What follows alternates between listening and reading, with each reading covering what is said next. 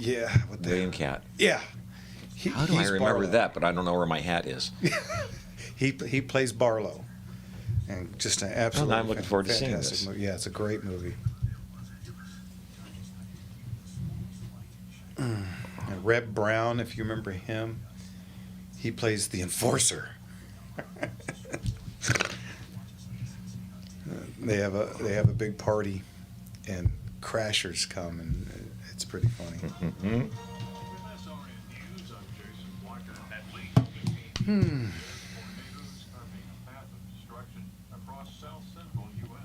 Strong winds still blowing after Saturday's devastating tornadoes. Hundreds of families are dealing with the loss of their homes, and over a dozen. Oh. County, Texas, near the Oklahoma border, was hard hit, with at least 7 people killed in the Valley View area. 2 were children, says Sheriff Ray Sappington. A truck stop building collapsed on the area highway, injuring men. Deaths were also reported in Oklahoma and Arkansas. More storms are expected at times after wind. Death count from that landslide in Papua New Guinea has risen to nearly 7. Carlton. Yeah, he took over for Tom Bergeron. Oh, is that what this is? America's Funniest Yeah, Home yeah, Video. yeah. I see it in the back. I met him in person. He's actually a pretty decent guy. I can imagine. When Gazzari's closed and reopened as another club, what was the name of it? It was supposed to be an upper echelon Sash or something like that. But something. It's not Sass. Yeah. And opening night, they had Tony Bennett. And it was Definitely a change. It was a red carpet affair, and I was at the Whiskey that night. It was one of my show nights, not me playing, just one of my show nights.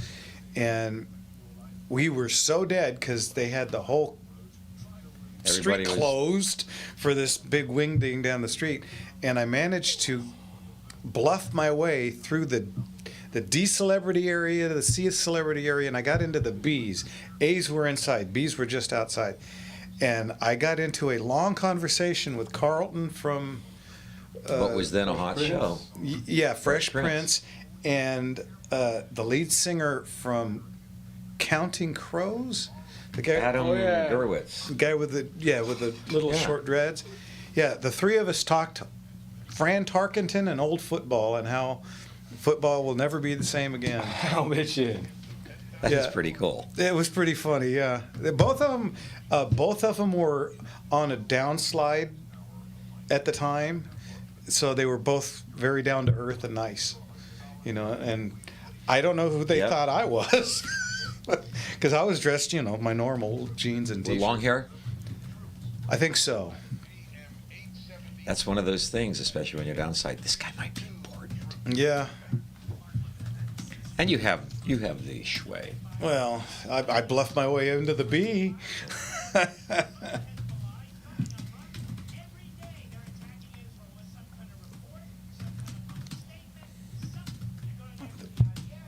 Billboard USA, I think was what the name of that was.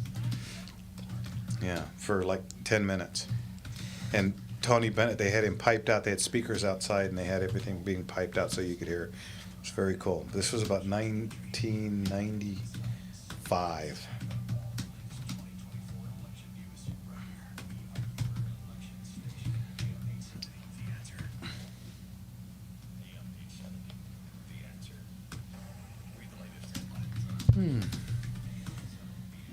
Saying hello to everybody. This is us. Oh, yeah, here we go. Ships at Sea, you're listening to the Gunslinger Hour, brought to you from behind the Iron Curtain in Radio Free, California.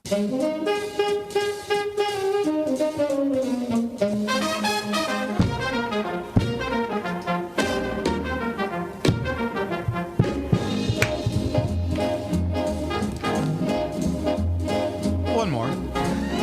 Good evening, everybody. Welcome to Gunslingers right here on Gunslinger Syndicated Radio Network. That is us. Yeah, it is. Well, Welcome back. welcome What back. a week. Yeah, and tomorrow is the holiday, of course. Memorial Day. Memorial and Day. This is an important one. It really is, because it's not about hot dogs and hamburgers. It's about, soldiering and the sacrifices made so that we could maintain somewhat of a free country. God bless the fallen. But, today should be a holiday, too.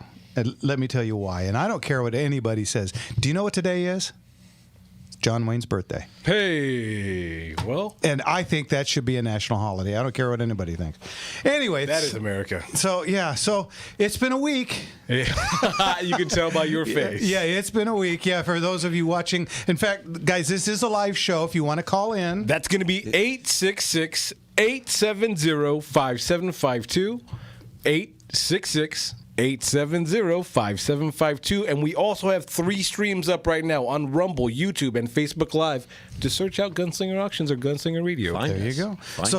So if those of you that are watching on the computer or on your phone, I have a funny little mark on my forehead and a wrist brace on my wrist. What are you looking? And my back is all jacked up because I went on a ride on one of my new horses. Almost went on a ride. Well, yeah, on Wednesday. Let's just say I went backwards, he went forwards, and The horse went on a different ride than you did. And Yeah. that's where the problem was. yeah, so I took a tumble off the back. I actually, because it happened right in front of my garage, so my garage camera picked up the whole thing. In living or dying color. Yeah, you can see me just coming up. My leg is just going over, and I'm just starting to get into the saddle, and he bucks and Takes bolts, and you see me fall backwards, bounce off his butt, and Roll on off. then you see my right leg go straight up in the air, and then I disappear behind cars. 180 thump. Yeah, and so it's been a bitch of a week for me. I can imagine. Yeah, so I got a little cut on my forehead, and my wrist is about 6 different colors, and A lot of healing going on, folks. yeah, a lot of healing. and the day after, I was thinking,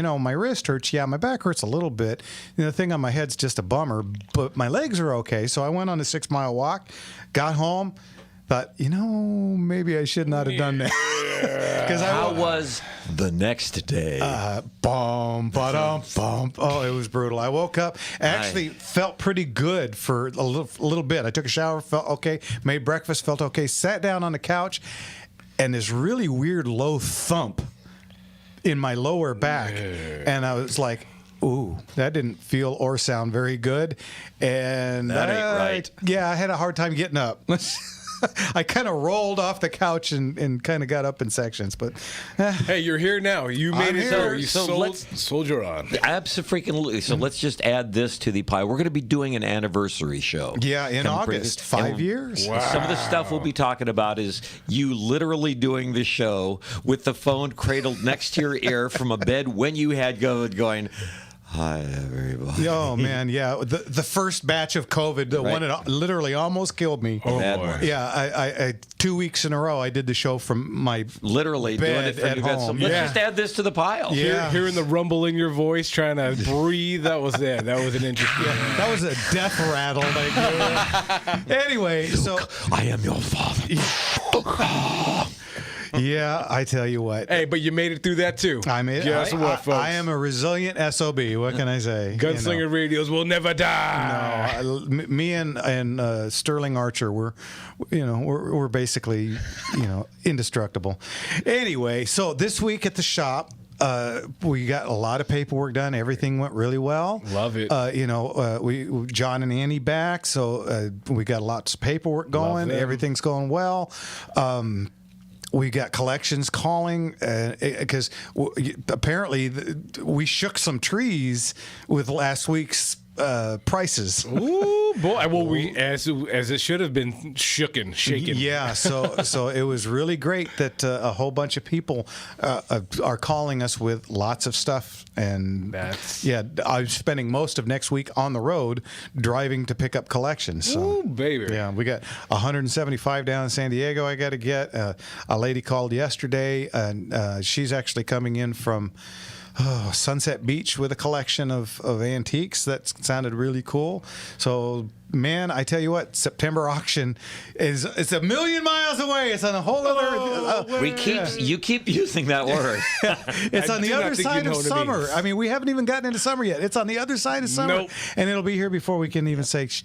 Hey, tonight is kind of a special show. We have Yeah. special guests. We do. Special guest. You probably will enjoy this. This will be an interesting Well, one. go ahead and. Well, we have Dutch Merrick coming in, and Dutch Merrick. and he is. Well, among other things, he's an armorer and a firearms expert. We find out that the shield of impossibility or obscurity was stripped away by the Alec Baldwin circumstance, which was most uncomfortable. We find out there's really kind of no standard for training, equipping, or protocol for on-site movie work. And so one of the things that Dutch does is he has set up a sort of a training course, if you will. If you're going to be an armor, this is the stuff you need to do.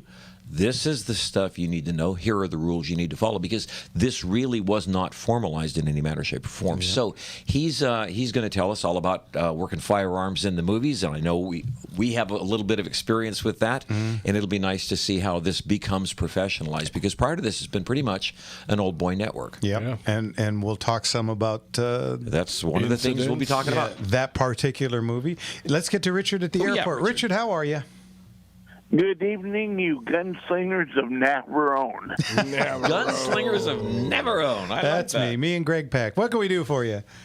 I want to know what's your opinion of the difference between a 45 and a 9mm. Oh, nobody ever talks about that. Ever, yeah. We've never covered that ad nauseum. No. Well, I like a 45. It's a big, slow-moving, solid 230 grain pill.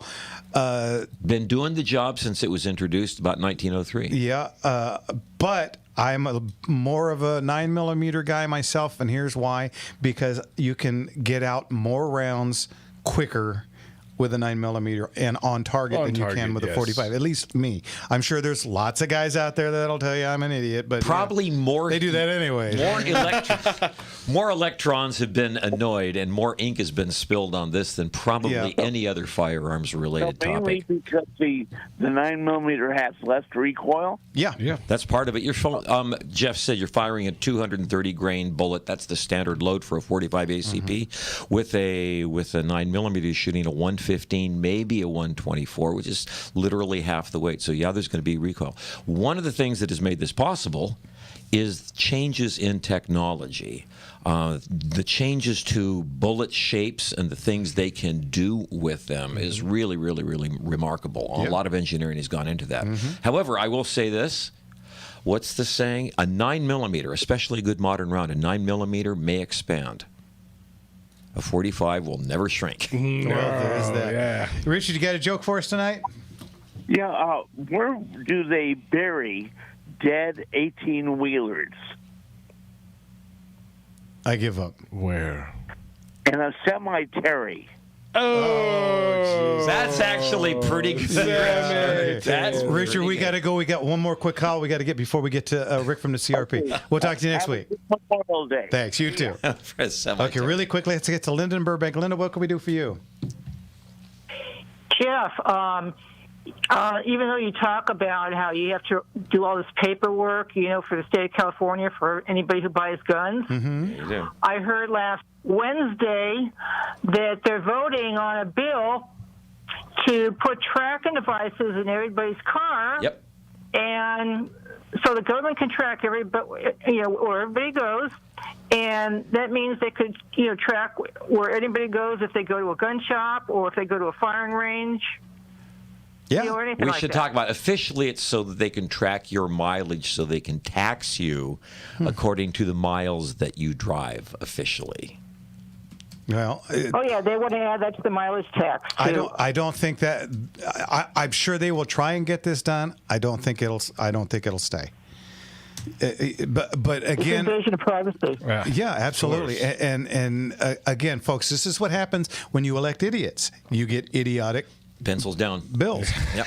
Okay, Linda, we got to get to a break. Thanks for the call. We'll talk to you Absolutely. next week. Thank you. Okay, you're listening to Gunslingers right here on. The Gunslinger Syndicated Radio Network. And we'll be back with Rick from the CRPA right after this.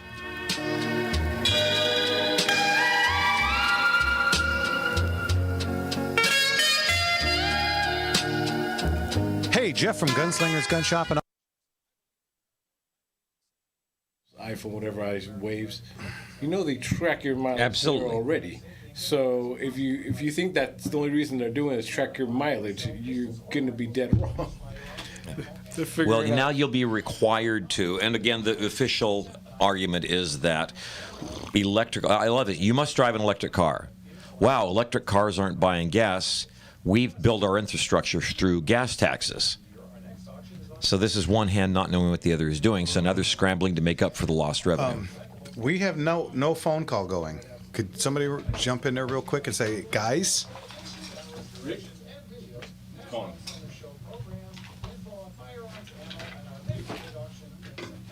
Well, there looks like to be a Rick Travis. GunslingerAuctions.com. Everybody together, GunslingerAuctions.com.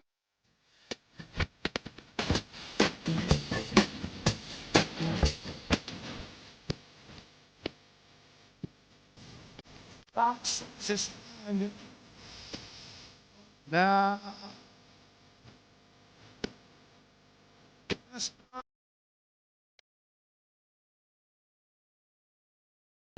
Great groove. Yeah. To hit all night. Welcome back, everybody, to Gunslingers right here on The Gunslinger Syndicated Radio Network. And it looks like we're okay. I think we're finally getting Rick on the phone here. Let's see. There he is. Bing and bong. All right, let's get. Okay, we had a glitch, but you there, Rick? Yeah, I'm here. Okay, All very right. good. Well, what's new? Well, I just think you should start off all your shows now with Darth Vader's theme and say, "From the Iron Lung." Oh, boy. No. Oh, boy. I mean, you're undefeatable. That's cool. Indestructible. You ought to see the driveway. I'll yeah. tell you what. Anyway, what's going on, Rick? So things are moving ahead. We have passed the halfway point. Several bills died. Of the every gun owner 5, we're down to 1.5 left. I say half because it's almost been dismantled to be nothing. Hey. And so that leaves us just the mandatory storage bill from Portantino, and I don't think he's going to get that through the assembly. So we have a good chance of taking out all 5 of those bills. Excellent. So very, very happy about that. We also have some really big things going on this week. I'll be up there Tuesday, and we have literally 124 members and staff coming out to learn how to shoot basic shotgun shooting. We have some of the top youth teams in there, and just trying to educate people on all the mistakes they've been making, how this is a harmless sport. And so we're going to see if we can move the ball doing that, but it's the largest turnout that has been done. We're doing that with the Congressional Sporting Caucus. So very excited to see how that turns out. That's very cool. I And, hope you have a bunch of Winchester featherlights for the newbies. Yeah. Seriously. I'd like to give them slingshots, but anyway. Spitwads. And then we do have some other things going on as far as within the wildlife side. We've had several incidents, including the Department of Fish and Wildlife admitting this week after our news agency up in the mountains in Sierra County broke it, that we have had some predators kill some humans. Initially, the department denied that had happened, but evidence is evidence. And so I think we're going to start to see some policy changes happening up and down the state when it comes to predatory wildlife. So that will be interesting to see how that impacts things. And it looks like we won round 1 on the deer in Catalina, and that they will not be hunted late this summer down to removing them off of the island. But we have definitely not won the war, but so far we're winning. And so those are all really good, solid points. Nice. On the point of the wild entering the public domain and all that, I live out in Loma Linda, Redlands area, and there have been multiple reports of mountain lions. Mountain lions, yes. Out right there. Yeah, so, fun fact, guys, mountain lions, because Governor Newsom's dad started the Mountain Lion Foundation. He's one of the founding members. And so, they removed them from being hunted in California because, there just wasn't enough cats. Today, California has more mountain lions than any other state in the union. And the highest density of any county with mountain lions happens to be El Dorado County, which is east of San Diego, where the young man was killed a few weeks ago. But yeah, we have more cougars, and we have now almost 2.5 times the number of bears that the land can support. Another one And died we on have 250 square miles for a mountain lion. Yeah.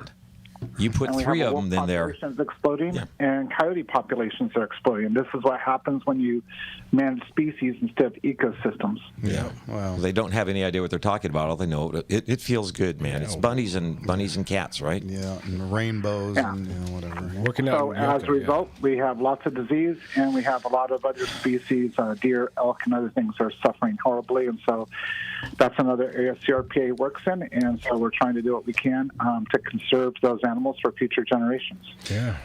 Rick, I know we got a lot of bills that have been overturned, yet they're still stuck in the mire of courts. Is there any word yet on the Supreme Court picking up any of this? No, we haven't heard anything. And I do want to commend you guys. You guys have an excellent guest tonight who has done a lot. We've had a senator in the legislature that's since Alec Baldwin, a Democratic senator actually out of the Sonoma-Napa area, who has worked very hard to try to get a bill that would hold Hollywood accountable, and actually working with us to make sure that they would go get training. And had it not been for your guest, there would be pretty much no training for armors. But it is a good old boys club. It was amazing how much money Hollywood threw in for 2 years now to try to defeat Senator Cortese's bill to hold them accountable. And so I really commend you guys for having him on. He's going to be an excellent guest. Fantastic. Thank you so much. Yeah, it's going to be a pleasure to have him on.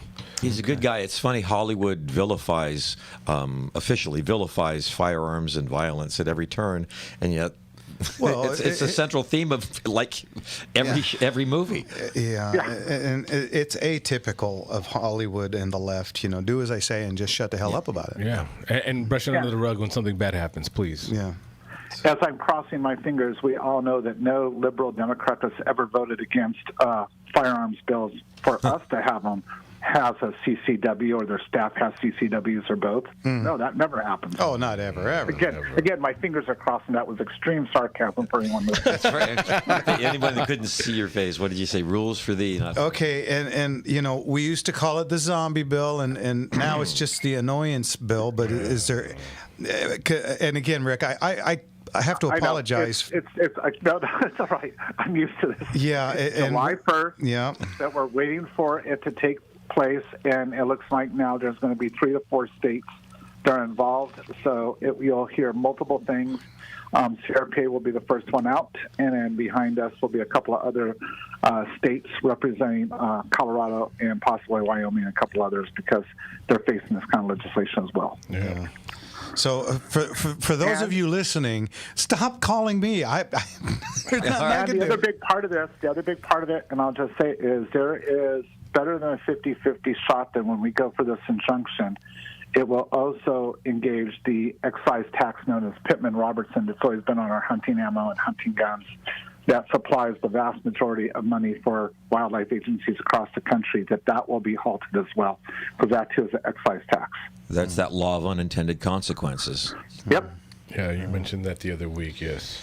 Well, this is our legislature, the most overpaid bunch Highest paid legislature in the of country. knuckleheads that don't know one hand from the other. Yep. And Well, our attitude, guys, is we warned them in testimony. Myself, Sam Paredes with Gun Owners of California, we constantly brought that up. They said they didn't care, so now we're going to see if they do, because we will not allow an illegal excise tax on a enumerated right. Yes. It's not going to happen on our watch. Amen. very good. With the season, with this month coming in, I see that the CRPA's got a lot of things on the calendar for this summer. So people looking for education this summer and all that, make sure you get to crpa.org. The calendar's up for June and July with a lot of local stuff going on. Traditional Hunters Education, Handgun Diagnostic Clinic, Range Safety Officer Basics. There's so much going on, folks. You guys keep busy, don't you? Yeah, we do. And we're expanding, and our training department's expanding. I'll be out with the sheriff's department, all the sheriffs, about 10 days from now. So, yeah, we're doing quite a lot to make sure that your rights are not just protected but expanded, and we're aggressively fighting to provide more opportunities statewide. Absolutely. Yeah. Well, you guys are expanding. Gunslinger is expanding. Good guys are winning. Beautiful relationship. It's you know what? It's a Symbiosis rears its ugly head. And I admire everything you do, but there are some things I will not step in your footsteps, and one would be getting on a horse and and flying backwards off of one. In fairness, he didn't really get on the horse. No. He got partly on the horse. Yeah, I only got about halfway before he took off and shot me off the back. Oy. You got to see the video. respect You really you did for get Wayne. catapulted. I did, yeah. I really didn't know my right leg could get that high up in the air. Yeah, well, what are you going to do? Jeff the Rockette. Yeah. And for those of you wondering, no, I didn't go to the doctor. I can put a brace and take Advil on my own by without yourself. any help, so there's no point. Ay. And it'll take more than a driveway to give you a concussion. Well, yeah, and this was in dirt. I mean, it's dirt that's hard as a rock, but it was dirt. it's You know? not very forgiving. I get it. I mean, scratches and bruises aside, but whatever. Things happen. This is called being a horse owner. Anyway, anything else going on, Rick? Yeah, what's the rest of your week look like? That would be it. Well, hell's bells. That's a good okay. week. Then let's get your plug in. Anybody wants to donate their time, their money, join. We highly recommend. Please. How do they get? CRPA.org. If they have questions, reach out to us at contact@crpa.org. Okay. And just in case she's listening, because I'm not sure she's going to listen anymore, a certain member of your staff forgot to get my ad into the latest magazine. I will make sure she knows that you are aware that didn't happen, and make sure she corrects it. I sure appreciate it. Thank you, sir. Yeah, no problem. Okay, we'll talk to you next week. Okay. Thanks, Rick. All right, be safe, Rick. God bless. He sounds like a guy who's got a day off tomorrow. Right, Whoa. and just wanted to get the hell off the radio. he's already packed up the truck and everything. We're good. That's the car idling. Yeah. So anyway, well, that was good. I mean, It's good news. it's really nice to talk to him and not hear just a bunch of bad stuff. Yeah, well, they're fighting the good fight, and so many things are coming through that are just dying on the way to pretty much to the big house and all that. So you don't have to even jail them anymore; they'll just not even make it. So Can you imagine what would happen in California without the CRPA? Oh, my Seriously, can you imagine where we would be? how far would we? Well, I'd be broke. Oh my God, you wouldn't even have a business. No, What that's would what I'm you saying. do? I'd Yeah. be broke. I'd be flipping pizzas still somewhere. All right, folks, we're going to take a break. This is long, and when we get back, we're going to be back with our guest. Dutch Merrick. And, You'll want to hear what he has to say. And at the top of the hour, the second power-packed hour, Power. we'll take phone calls at 866-870-5752. We'll be back right after this. Yes, we will.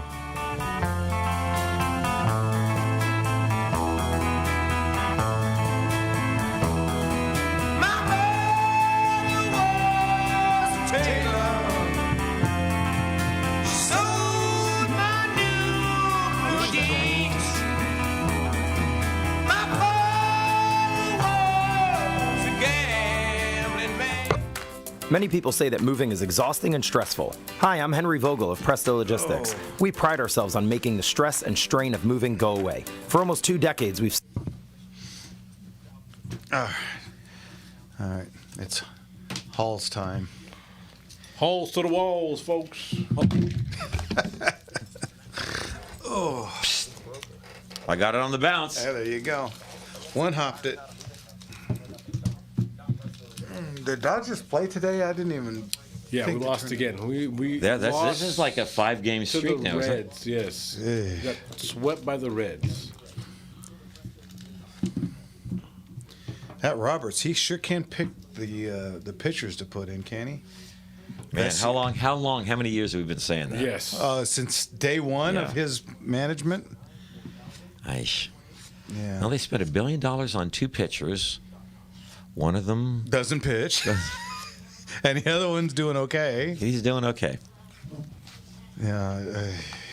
And then, let's bring in Vessia with bases loaded. And what is it? Bases loaded, 2 outs, full count.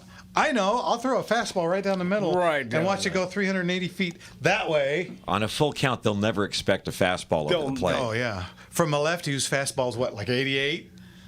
Which is about batting practice speed these days. Yeah. They're still looking for that ball. I hear that ball still looking for that. Yeah, I'm not sure that ball's come down yet. It's such a lovely sound. Unless Always cracked me up when you hit one that well, you don't feel it on the bat. yeah, that's their click, and it just Yeah. there's nothing like I that hope feeling. are you guys we should probably have him on the line already, no? Oh, there he goes. Okay.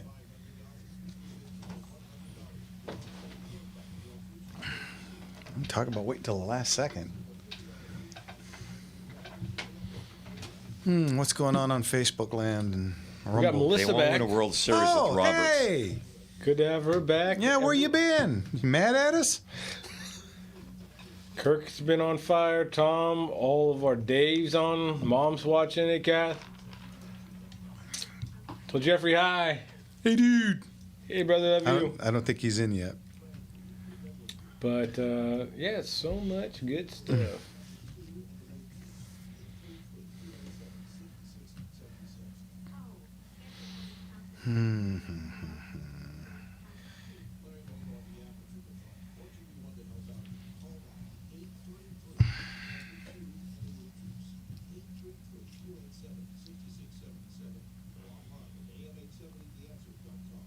Sebastian Gorka here from the Midas Gold Group War Room. Until 1969, there were $1,000 bills in circulation, and gold had a fixed price of $35 an ounce. That $35 an ounce. I'd buy a few bucks worth.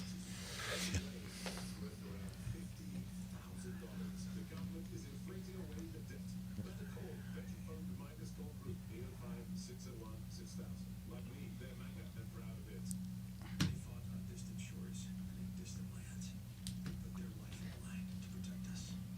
For our country, they were the ultimate sacrifice. Interesting the way they did the show over the weekend. An hour on Saturday, the second hour on Sunday. And on what was it? It was on 570.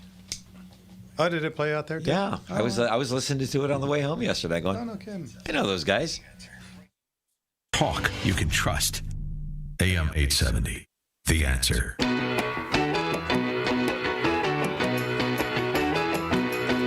Let me take you, baby, down to the riverbed. Got to tell you something, go right to your head. I got a light on you, baby. I got a light on you, baby. Welcome back, everybody. I love Spirit. This is a great song. We did that song every night for a decade, I think. I've probably done it way more than Randy California ever. All right, let's get to our guest, Dutch Merrick. Dutch, you there? I am here. Very Evening, good. Dutch. How are you? I'm great. Thank you so much for having me on. Absolutely, and happy John Wayne Day. You're going to get that ball rolling, aren't I'd you? love to. Wouldn't that be something? I mean, name a more popular American 40-something years after his death. How often did he fall off a horse? Ooh, wow. Too soon. Actually, I'll bet he John did. Wayne hated horses. That is a well-known fact. But anyway, let's get right into it. Do you want to start with the Alec Baldwin, or do you want to talk about your book? Well, backstory or what? Well, I guess we talk a little bit about the industry and what we do. How about that? Okay, Please, let's go with place that. to Introduce us all to what you do. All right. Well, so I started out when I was a kid. I wasn't very good at baseball, basketball, or football, but I was really good at shooting. My dad was an LA County deputy. My stepfather was an avid reloader, and I grew up around guns. So my sport I did really well was practical pistol shooting, IPSC, and I was a member of Southwest Pistol League back in the late 80s, early 90s. And I had a chance to get into the film business as a gun wrangler, and the guy that handles the guns for the prop department during a scene. And so that was 1996. I got my trial by fire, if you will, on a low-budget, non-union film. And from there, was picked up by the production designer, said, hey, I like how you work. Why don't you prop master my next little film? And so I started being a prop master / armorer, running all the guns on these low-budget films. And it was a big a baptism of, like I say, trial by fire. It was a very different world than the shooting range. I knew about guns and gun safety, but what you do on a film set is antithetical to what we do on a firing line. In the film business, we literally douse someone in gasoline and set them on fire. We do things that you would never do in polite society. And likewise, with firearms, we have methods of pointing the gun at the camera or pointing the gun, in an assassination attempt right at another person. And that took me a lot of getting used to how to, there's guns that are specifically designed and built to do that nothing comes out the front. So fast forward 30 years later, here I am still doing it. And post Baldwin, I talked to a lot of my armor friends and said, how do we respond to this? Because what we knew to be a fact is that whatever happened out there in the desert, not under the watchful eye of adults, was not what we as armorers do day in and day out in this business. And so I said, well, let's put a class together. So with the help of several armor friends, I created a curriculum, and it's now 2 years this month that I've been teaching prop gun set safety to other film professionals. And please know that what we do, I just finished working 7 seasons as one of the regular armorers, frequent armorers on SEAL Team, CBS Paramount Plus. And we calculated that over 7 seasons, that one show burned almost 2 million blank rounds safely. So what we do is safe. Yeah, definitely. This sounds like what you do is long overdue. Yeah, the crying need for that. We'll one of the things we're going to want to talk to about is how just the simple mechanics of how you make that work. Because without the customary recoil and the full flow of gas and things like that, I want to talk about the machinery of that as well. Absolutely. Absolutely. Well, I mean, for starters, if you have something that doesn't rely on the cartridge to function, something like a pump shotgun or a revolver that doesn't require back pressure, blowback, anything like that, it'll consume it. So if I have a regular 38 caliber revolver, I can put a blank round in it and I can fire off all those rounds, and it doesn't require anything from the bullet to operate. So you can put blanks in a regular revolver or a regular shotgun or a bolt action rifle, and it'll fire all day long with no modifications. When we get into semi-automatics is when it requires some mods. And basically, there's a few different mods for a few different types of systems, and some are gas operated, some are blowback. But essentially, if you took like a Beretta pistol and you put a restricting plug in the barrel that still has an opening, but it reduces the diameter of the hole, which creates back pressure. Now you can put a blank in it, and it puts enough pressure on the action on the slide to come back and eject that casing, and then feed the next one into the breech. So it does require some modification. And what we do is you thread it. It's sort of machine threading in the front of the barrel, and then you can add almost like an engine freeze plug in the front that reduces that. So we've gotten it down to a science. Whatever the model of gun is, if it's gas operated or blowback or what have you, we have machinists, and they're really engineers that can modify that gun to work reliably on camera and still look like it would in real life. That's fascinating stuff. How much of the hands-on in developing that stuff have you really been in like pretty much hands-on with and in the development of that? Well, I'll take credit for 0 of the development. Okay. I come in as an operator, I come in as a gun wrangler or armorer, and I will, handle the guns that I rent from, Cinema Weaponry or ISS Props or Target Props or whoever hand prop room. Some of the big prop houses have full armories where they'll have any type of gun that you need. I'll rent those, bring them to set, manage them. I may help choreograph the combat scenes. Oftentimes we'll leave that to a technical advisor or stunt coordinator. In a smaller show, I'm certainly willing to do that. But on the larger shows, I provide the gun. I make sure the actor knows how to handle it safely. And then tactics and things like that will often go to a technical advisor. They'll have, a former Navy SEAL or somebody there to show them exactly how to use it. But again, on the smaller shows, I can do that as well. Where do you get blanks from? Well, each of the prop houses has their own maker. There's a couple of key blank makers that handle one mostly for the West Coast, one mostly for the East Coast, but I'm sure there's half a dozen around the continent that are making the motion picture blanks. Specializing that, sure. So the old days, the old 4-in-1 or 5-in-1 blanks? 5-in-1s, yeah. This still exists, yeah. When we film Westerns, we'll use 5-in-1s, and that'll work for 5 different calibers. So you can end up having most of your actors using the same type of ammo, which makes it a lot easier on us. Then there's no chance of mixing up a 44-40 versus a 45. In the heat of battle, you get it. One cartridge will work across the board. Okay, a question then. When you see, let's go to Westerns for just a moment, because that's something we enjoy, and Jeff is angling hard to get John Wayne's birthday as a national holiday. I think it's a gimme. Obviously, there is a difference between the cartridges you'll see on a gunslinger's belt and what you're using. Do you have a mechanism or a means of making sure that the cartridges that you see on a belt or on a bandolero or something like that are inert? Well, okay, so we deal with either blanks or dummy rounds.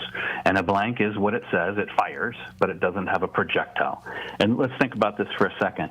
The cartridge, as you know, consists of 4 parts, which is the bullet itself that flies, the primer that ignites the gunpowder that is all held together by the case. So bullet, case, primer, powder. A blank removes the bullet portion of that. So you've got all the rest of it. So you've got a case and powder and a primer, and it may be crimped on the end or a little paper wadding in the end that holds the powder in. When you fire it, that wadding goes out, or the crimp opens up and the fire goes out the end, but there's no bullet, no projectile. The other thing we'll deal with is dummy cartridges. Dummy cartridges are intended to look like real cartridges on camera. There are many circumstances when an actor on camera may need to interact with something that looks like live ammunition. So they may be getting their guns ready for the big battle scene, and they're loading magazines or loading their cylinders of their revolvers. We may have dummy rounds dressed into a cowboy belt, his gun belt, or a bandolier, or a machine gun belt draped over the shoulder of a soldier. All those are examples of dummy rounds, and they got to look real, but they're not essentially real. So they will have 2 of the elements of a live cartridge. They'll have the bullet and the case. They will not have a functioning primer, and they will not have gunpowder. So they may have if it's ready for a close-up, a really good-looking dummy round will have what looks like a primer that is unmarked, and it's just a shell of itself. It's hollowed out. There's no pyrotechnics in there. There's nothing to explode inside. So it's just the outside skin of it, or perhaps a brass slug that some people have made. So if you hit it with a firing pin, nothing's going to happen. And of course, no gunpowder inside. So these are inert. You put them in a gun, it may chamber, but it just goes click and nothing happens. So how we distinguish that those are not live rounds, because they look very much like, we will add in a small BB or a little pellet, maybe like an airsoft pellet. And when you rattle it next to your ear, you can hear it as the person managing the dummies off camera. You put it right next to your ear, you rattle it. Give it a shake. Another crew person's ear. Yeah, give it a shake. And you can tell, oh, okay, that's not gunpowder in there. That's a BB rattling around. The other type of dummy round will have a hole drilled clear through the side of the brass. And you've probably seen those those on military displays. I've seen those in machine gun belts or bandoliers, Civil War commemorative things. It's really easy to tell that it's inert because there's a giant hole passing through both sides of the case, and there's no way that it could hold powder. And even if the primer was live, if you struck it, the energy would go out the side of the case and nothing would happen. As you suggest for a close-up, though, that would not pass muster. Correct. And if you're putting dummy rounds into the loops on a cowboy belt, they can have a hole drilled in them as long as the actor's not pulling it out of the loops. Then it's fine because you see the bullet tip, you see the back of the brass casing, and it looks totally legit. But we, the armors and the prop people know, and the costumers and the actors know that there's nothing harmful there. It just looks like a bullet. It won't function. May I presume this is part of the training that you are now making sure that people go through so they can have exactly the dialogue that you just had with us? Yes, absolutely. The basic building block. When I teach my class, so we figured out we could do this in a 2-day class, but how do I get people to show up for that, to commit that sort of time, especially in the film business? So we condensed it down to an 8-hour class, and the first module is about basic firearm safety. That brings everyone up to speed because within our class, I've had maybe a quarter of the people come to the class have never even fired a gun, and I'm grateful that they've come through this program as, sort of midwife them into gun safety. Then I've had people that are LAPD SWAT and SEAL team, real legit guys come through the class, and they could teach the class in theory. They don't know what we know. So basic gun safety is the first module. The next module we get into prop gun management. That's the meat and potatoes of the course. That's the largest part. And the basic building block of both of those modules is the cartridge. It's a live cartridge. You got to know what a bullet does on the primer and the powder in the case. And the same thing on our side of the camera is you need to know what blanks do and what dummies do, how to identify them quickly, how to work with them.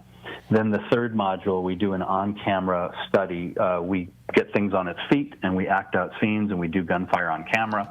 And then the fourth module, we break down the tragedy of Rust and also Brandon Lee, and then we kind of tie it all together with the basic knowledge that people have learned in the first 6 hours. Then we break it down to where the accidents happen and what to look out for. So yes, this is very much about what I teach. Okay.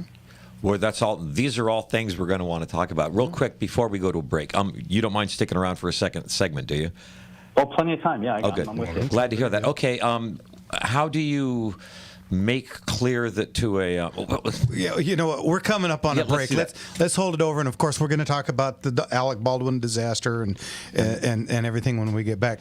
So hang on, Dutch. Don't hang up. You're listening to Gunslingers right here on the Gunslinger Syndicated Radio Network, and we'll be back with our guest right after this. And pretty soon all my troubles will pass, 'cause I'm in shoo-shoo. I love this song.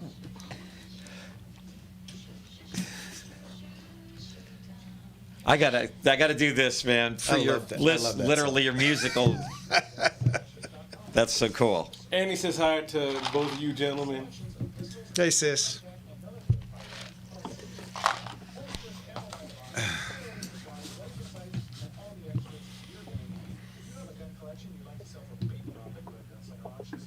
Our staff has decades of experience in appraisals, consignments, antiques, and more with honesty and unmatched customer service. Our next big auction is on September 22nd. Let's kind of jump right into the Rust thing. That's what everybody was And the Brandon Lee also, because that's that was a bunch of clusters. Or visit online at gunslingerauctions.com or give me a call.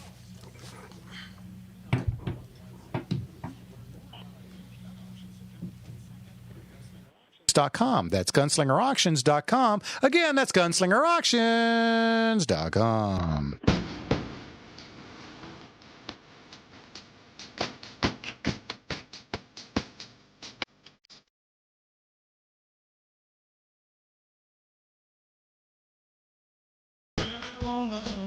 Walking down the street, pretty, got to meet pretty.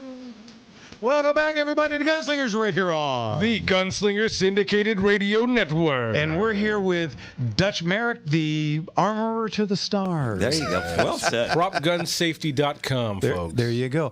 Okay, so Dutch, let's just jump in with both feet. Let's talk about Rust, right? That was the name of the movie. Good name Yeah. for the movie with that guy in it. What do you know? What do you hear? What do you say? Well, when I heard the news of that on October 21st, 2022, I was completely floored, and I started calling other armor friends. We just phone treat each other to go, my God, did you hear what happened? And none of us could figure out how it's even possible. Like, how can a gun have fired on a set? We know what we do for a living, and it's just not a thing. It's just not a thing. There's no live ammunition. So we were brokenhearted that this even happened. So as things have come to light and as investigations have come to pass, we figured out exactly what happened, pretty much. Started with the production being a super low budget production and hiring really scraping the bottom of the barrel with the people with the least experience. They had an entirely novice prop department of 3 people. Professionals that had bid the job said, I need 6 people and I need 6 weeks of prep. They gave these people 3 people for their entire department, including guns, and just 2 weeks of prep. Wow. And the people that took the job they were rank novices. The girl that was handling the guns, this was her second job ever in that role of armorer. Now, her claim to fame for getting the job was that her dad was Phil Reed, who's a famous trick shooter. His history is having taught a lot of actors how to slap leather and quick draw and do fancy tricks. So he's worked as an armorer or an assistant armorer on a lot of projects. But of course, that doesn't make his daughter qualified to do the job. Mm-hmm. Yeah. So they haven't vetted the people properly. They didn't give them enough time. And this young gal, it's come out in the trial testimony that she was drinking and smoking every night. There's an issue of cocaine on the set. As her second film, I mean, come on, people. The first film she did was a Nicolas Cage film, a little low-budget film that he was doing, and there were 2 negligent discharges on that film, on her first film, under her watch. Now, this film, there was 2 other negligent discharges, at least accidental discharges, very likely negligent, that happened within 5 minutes of each other just a few days before this accident. So the signs were there that this person shouldn't have been in control. So, and if you're going to have new people in a department, where's the old salt in the department? Where's the old timer that's been around the bush, a million times to say, hey, listen, you kids, look out for this and this. So these guys were all teaching themselves on-the-job training. Under the lights. The incident itself, you've got a gal that has been procuring dummy rounds from a dubious entity, a guy named Seth Kennedy. Seth Kenney, the company PDQ Arms in the desert. He's a fly-by-night guy. He was kicked out of Hollywood for some very bad behavior.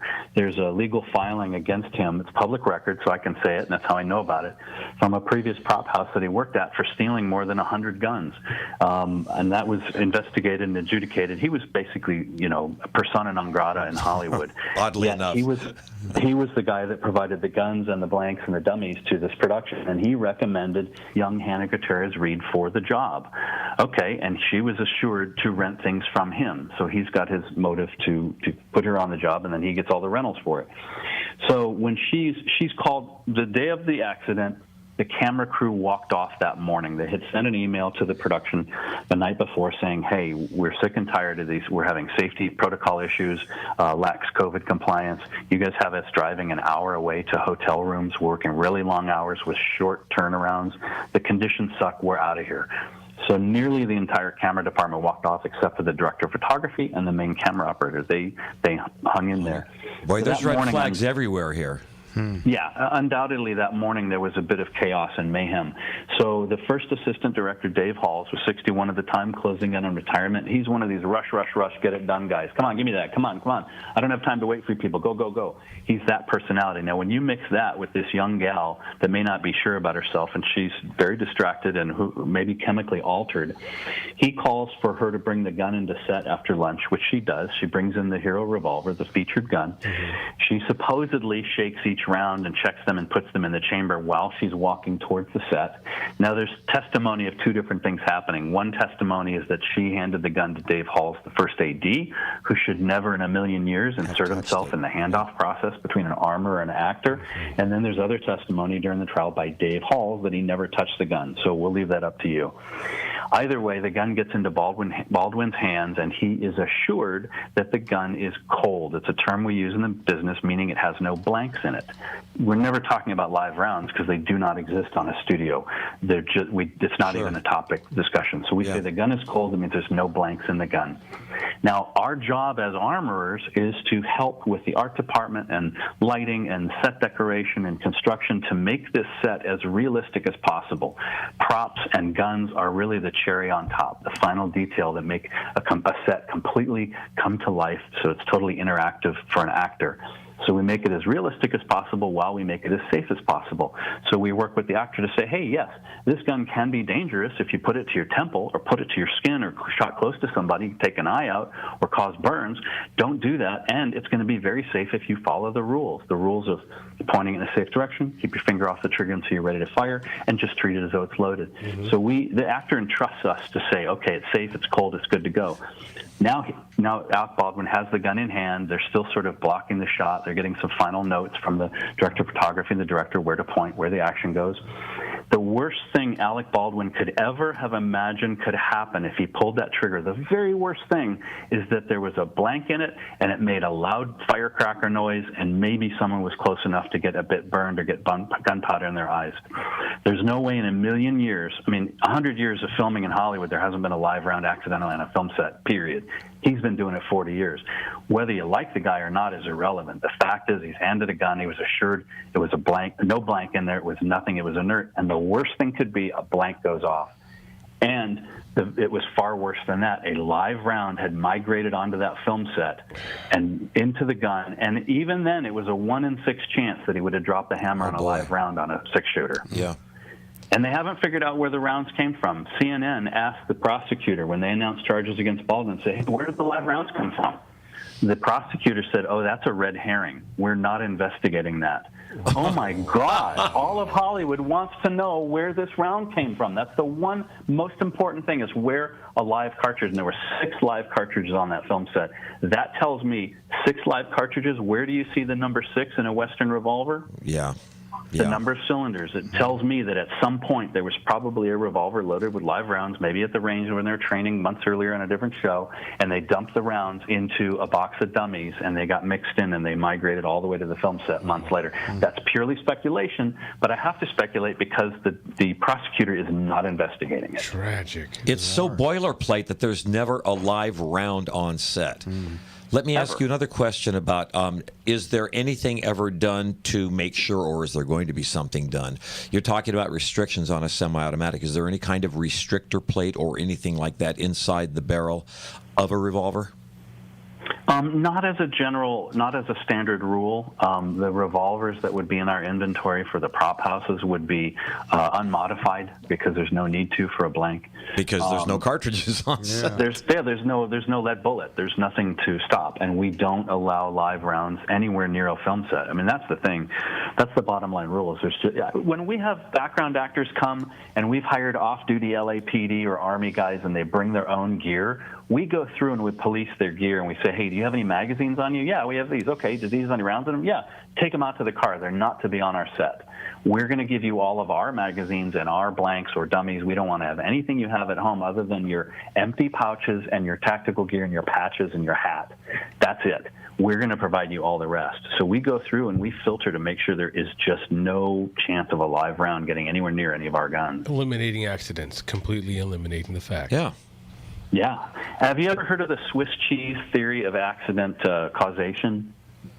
No, go ahead. So if you take a block of Swiss cheese and you slice it into several slices, you look at the holes. The holes are in a different place on each slice. So the thought of some accident, some problem getting through straight as an arrow through all the holes, it's going to be blocked by one of the slices. The odds that there's one hole going all the way through 4 or 5 or 6 slices are very slim. Each of those slices represents some level of safety. The design of the prop, the program, the employee, the training, the mechanic. They use it in aircraft accident investigation all the time. So they'll look at the airplane design. How was it flown? Did the guy get enough sleep? Did they get turnaround? Did the mechanic do everything properly. So each of those slices of Swiss cheese is one layer of safety that you have to make it all the way through. And there's never a hole that goes all the way through. No. But in this case, there was a hole that went all the way through. It was that live round. Hey, Dutch, we're coming up on a hard break. I want to say thanks for coming on, and you know what? We'll continue this. We'll have you on again real soon, and we'll continue on with this. All right? Absolutely. Thank you so much. Okay, we'll talk to you soon. Thanks Take for your care. time, Dutch. God bless. Be safe. All right, guys, you're listening to Gunslingers right here on The Gunslinger Syndicated Radio Network. And in the next power-packed hour, we're taking phone calls. Quick, give them the number. 866-870-5752. One more time, that's 866-870-5752. Give us a call. We'll be right back. Yes. Try and make you mine, and I think I'm gonna love you. Intelligent talk. I'm going to drop his website one more time when we get back, just to thank him that we had him on and give him a little... Yeah. He makes the point compellingly. Alec Baldwin, many people think Alec Baldwin is a jerk. Okay? And they're entitled to that opinion. Mm-hmm. However, that doesn't make him guilty. And one of the questions, and we'll ask him the next time, one of the things that and he mentioned the difference between a range and a film set. One of the things that we take for granted is stuff like check the firearm, never point it at anybody. On set, if you're supposed to point at the camera because remember how Tombstone starts with that guy pulling the gun. That's literally your job. Now, as an actor, are you expected to check the firearm? We expect it of ourselves. There's no such thing as an empty firearm. But if you're the actor and the prop master comes, presses it into your hand and says, now shoot that way, because that's where the camera is, that's where the bad guy's supposed to be, that is your job. Mm-hmm. And his job is to make sure, like the sterile set, his job is to make sure that absolute boilerplate exists, so that's never even a thought. He's been doing this, like he said, for 40 years. Alec Baldwin's been on the And there's set. a way this goes. And cars go straight. They don't fly suddenly up into the air unless, Jeff is driving. Only riding. Almost done. Only riding. He makes a pretty compelling argument for other people having screwed up. Yeah. Well, I don't think the guy's guilty of murder, but I think that him claiming that the gun shot itself and... Okay, now we run into a different situation. He has not helped his case by saying the gun shot himself, but that just makes him an idiot. He's still not culpable. However, when you went on the cheap, when you didn't hire enough people, when you didn't hire the right people, there is ultimately some culpability there. And I think he might go down for that. I think he should. Because he did set that's that perfect storm. And that's something that he set in motion, isn't it? Yeah. Trying to save himself by placing the blame on his negligence on how a firearm operates. He should know, being in the 40 years, as you said. Years, right? The election is just 162 days away, and Jim Talent thinks now's a good time for former President Trump to release a list of names he would appoint for various national security positions. And Melissa's saying, double check.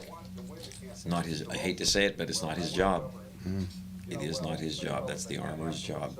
I would not put out a list that locks him in, but I think putting out a list of the kind I would have a hard time. You absolutely would have a hard time because that is so hardwired into your system, right? Yeah. Presume, however, that the guy's not a gun guy. Then it's, if you handed him a pool cue or a magic cane or something like that. But you and me both, man. I can't do this. I'm sorry. I'd still be trying to figure out a way to really quick make sure and get it done. It's just that there's a responsibility anytime, even if you think it's a toy. Well, and like I said to one of you guys earlier, you don't, it's 2D. The camera can't tell from here, as opposed to, to And you have the plexiglass sheet in front of you and all the other stuff. Yeah. Mm-hmm. Well, one of the things Dutch is trying to do, and to his credit, and in his best interest as well. But he's trying to formalize all of this stuff so that there are hard and fast protocols. And instead of, well, that's the way it's always been done, going forth, this is the way it's going to be done. Yeah, that's no excuse, right? Join our team of talented digital That's how sellers it's always been done. Yes. and mentor you in the exploding arena of digital media sales. We offer Fun stuff. He's a pretty interesting cat. Would be fun to have him back. I had a talk. I talked to him You got on a the chance phone to on talk the way to home him? for about a half hour. your understanding of sales and integrated multi-platform. I like telling the fact that I met him at a cowboy match. Pico brought him out to a cowboy match. Oh, okay. That's what I And- saw some of that on Facebook. And you know that that the firearms that we use at cowboy matches are typically stuff that you've never used before, right? This guy was running 30-second stages with unfamiliar firearms, which is, again, as you know. So he's legit a real shooter. We have a debate on September 10th. All right, so here's my rules. Drug testing before and after the event. 100 questions that will be pulled out of a hat at random to be written by 5 conservative commentators, 5 liberal commentators. Can I also just add a stipulation? Let's make sure these are not pontificator questions. The Morning Answer with Jen and Grant live every weekday starting at 6. Now on Rumble and AM 870. The Answer. Dennis Trigger just seeks truth. Reedy says, great interview. Yeah, I thought so. Many happy birthday, John Waynes. There will not be one less The Duke. I don't know. Mr. Enigma put Baldwin was the executive producer, and he was the one that Yep. hired the inexperienced woman. He may go down just because of that. That was the point I was making. Yeah. Just so. And talk you can trust. Tune in to the first presidential debate of 2024, Thursday, June 27th, right here on AM 870. The Answer, your election station.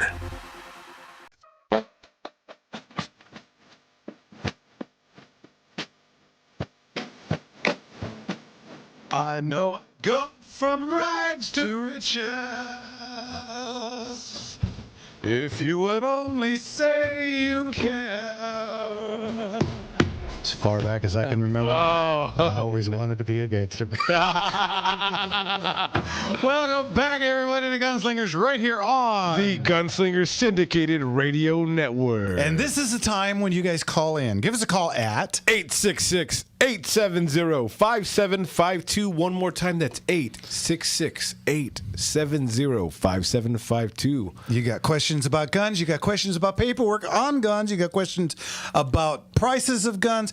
Give us a call. And ladies, you want to talk about what it's like to go into a gun shop and try and figure out how to buy one? Give us a call. Hey, we just had an auction last week. If anyone's done their paperwork on there or had an experience in the gun shop, or maybe you went to another type of auction and you want to compare how things went, please let us know. You got something you want to sell? You got something you want to buy? Yeah. We do it all. So, getting back to Dutch, so you met him at a cowboy I actually match. met him recently at a cowboy match. You know, as you probably know, Jeff and I are big fans of this game. And he came out with a friend of ours, Pico. Thanks for bringing him out, Pico. The match was, it was Canyon Oaks, so that's always an exceptionally difficult match. It's not exactly That's over the plate. the old guys at Panorama. Up at Panorama. Anyway, I'll tell you what, you could tell pretty quickly that Dutch is the real deal. He is a legit shooter because the firearms that we use in this particular sport, they're not like anything else, and they have to be manual operated for each shot. And it's tough for people, when they're starting out, it's tough for people to stay focused, to function the firearms. And this guy was shooting low 30-second stages. I mean, he was bringing it as he was learning. So if he decides to stay with it, look the heck out. Yeah. Natural. He's natural. See, well, and I talked to him on the way home the other day. I called him up to kind of pre-interview, and we talked for about a half an hour. Cool guy. Yeah. So Great. And then you mentioned- and we want to say thank you once again. And if anyone wants to check out his website, it's propgunsafety.com, and they have their next coming up seminars and workshops that they do. I believe the next one is in Burbank, June 16th. So if anyone wants to join and take a look at what's going on there, the new type of things that they're dealing with, as Contact an armorer, him. yeah, feel free. Yeah, once again, that's propgunsafety.com, all one word. Okay. Very good. All right. All right. Let's get to Mark in Winnetka. Mark, what can we do for you? Boy, that was a great guest interview, I got to tell you. Thank you. Oh, he was wonderful. Well, I think all your listeners know Memorial Day, was started in the Civil War during it, and it's about honoring our war dead, not mattresses on TV, right? Yeah, thank you for that. Please. So I'd like to bring the attention of your listeners to a brand new historical landmark for a wounded Korean War veteran, and it's down in Lake Elsinore. If you live in the Southland of California, you probably know where it is. If you go on to Google Maps and hover your cursor over, you will see it pop up, and if you want to, and you feel moved to do so, please leave a review after you read his bio. And he's a honored Korean War veteran. And his name is Jack, and it says Jack's Beach when you hover over it. He's also the oldest person to ever race in the Elsinore Grand Prix at 75 years old. That boy's got some game. Oh, yeah. And there's this is for a lot of monuments all over California. I wrote up one for Santa Monica Veterans Memorial on the bluffs. So I think people will be interested in it. And, he was a staunch conservative. I know that all his life, and a big Second Amendment advocate. Good on him. Good on him. Hey, it's good that we honor our veterans. Absolutely. Well, my pop was in Korea. He got the call from Uncle Sam and had to spend a time over in Korea during the war. So. And my dad was a B-17 pilot in the 15th Air Force. Mm-hmm. In the Second World War. Jack had half his right foot shot off. I know that. And the only person he ever held a grudge against was President Truman for sending him.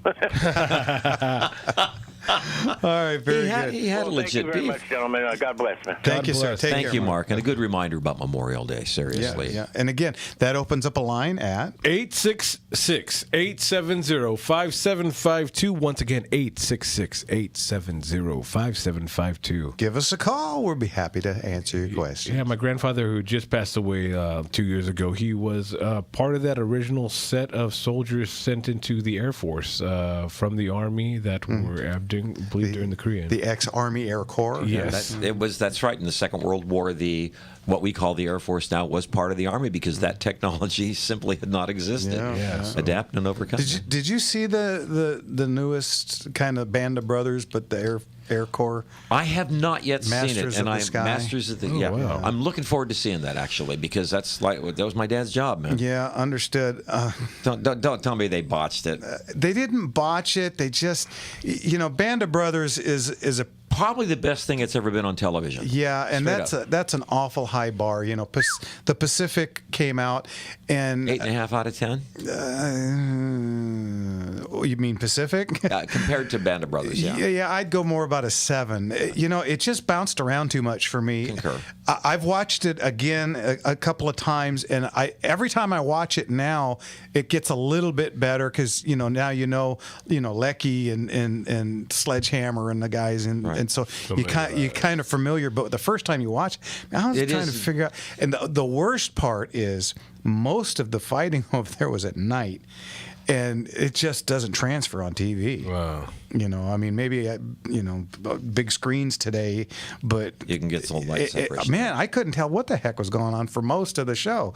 But the Masters of the Sky. First off, they got the guy who played Elvis in the newest Elvis movie.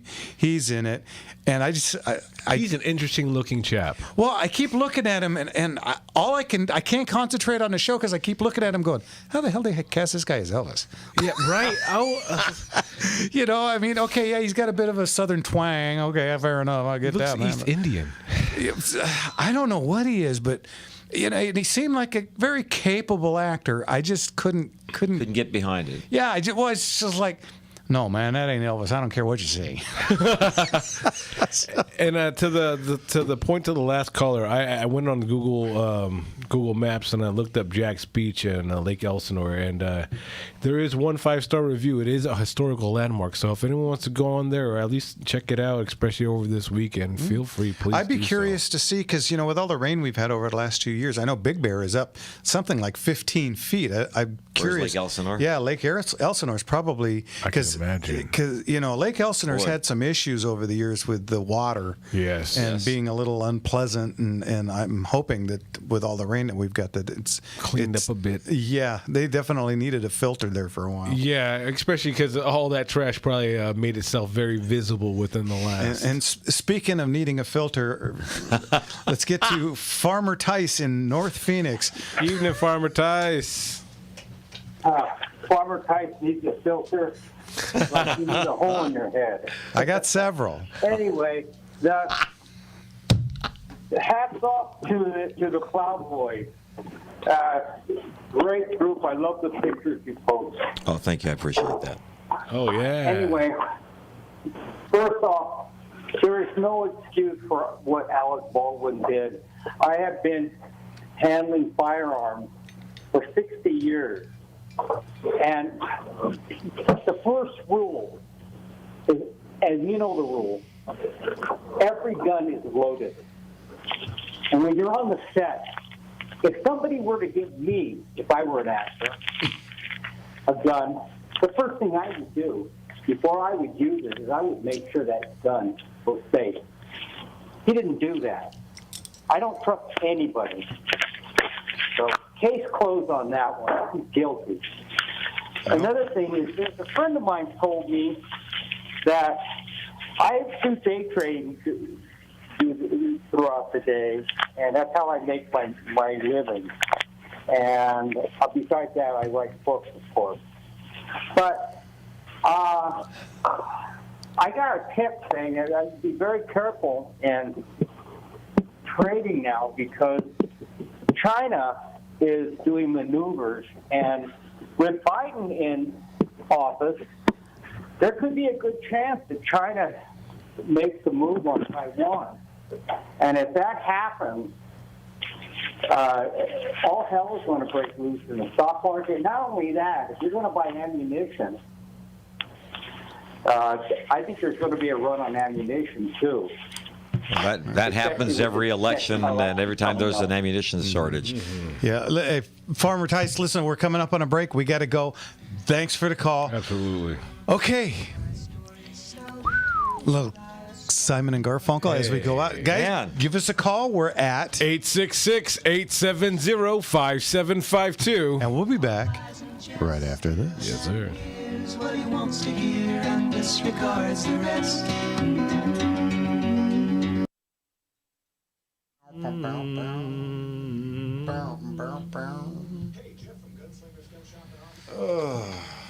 Phones are dead tonight. What is going on? We have no phone calls.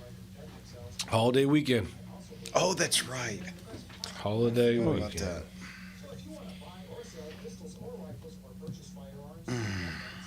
Gunslingerauctions.com is the place to go. My staff and I have decades of experience and knowledge, and we'll give you great advice on your firearms and informed insights on what firearms to purchase. Plus, Gunslingers has a huge auction several times a year. Our next auction is on September 22nd, where you can bid on outstanding pistols, rifles, art, and collectibles in person, online, by phone, or whatever it is. Go to gunslingerauctions.com to learn more. For locations, hours, directions, and videos, past Gunslinger Show programs, info on firearms, ammo, and our next big auction in September, go to gunslingerauctions.com. No sound. Oh. .com.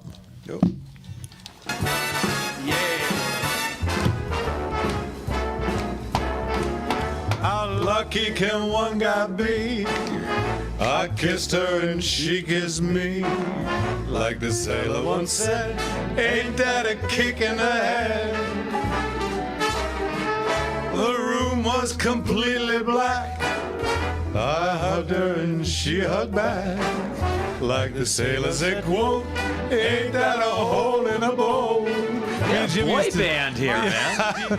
Jimmy and I used to sing that at the pizza joint in the morning. Oh, it was the best. We had that jukebox on lock. Wait, that song, you guys singing and pizza? Yeah. Oh, and Gallagher. Yeah. We'd sit down at we had this little table game thing, and we'd sit there, and Jimmy and I would play Gallagher for hours. It was great. Good times, good times. All right, back to Gunslingers, folks. Again, we got lines open. I know it's a holiday weekend and such, but give us a call. That's going to be 866-870-5752. Once again, that's 866-870-KRLA. It's a fun show, but it's always funner. Yeah, when you guys call. If you guys just want to show a little respect, especially this is a firearms show, to our fallen military veterans and all that, please feel free. We always give praise to those that have fought for our freedoms here, especially the freedom to do as we please, having this radio show here to